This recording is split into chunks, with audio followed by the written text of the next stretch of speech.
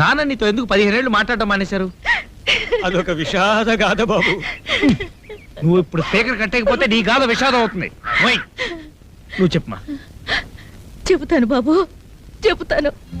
ఇవాళకి సరిగ్గా 15 ఏళ్ల క్రితం 1976 మార్చి 23వ తారీఖున ఆ రోజు వైకుంఠ ఏకాదశి నేను ఉపవాసం ఉన్నాను.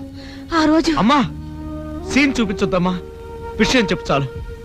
ఆ రోజు మీ నాన్నగారు దోసకాయ పచ్చడి చేయమన్నారు. నేను దోసకాయ పచ్చడి చేశాను. ఆ దోసకాయ పచ్చడిలో చిరుచేదు వచ్చింది నాయన. అంతే, కంచం విసిరి కొట్టారు. నేను దోసకాయ పచ్చడి చేయమంటే నువ్వు చేదు దోసకాయ పచ్చడి చేస్తావా అని ఆనాటి నుంచి ఈనాటి వరకు నాతో మాట్లాడడం మానేశారు నాయన. నీ విషాద గాథ గతంలో ఎవరితోనో చెప్పావా?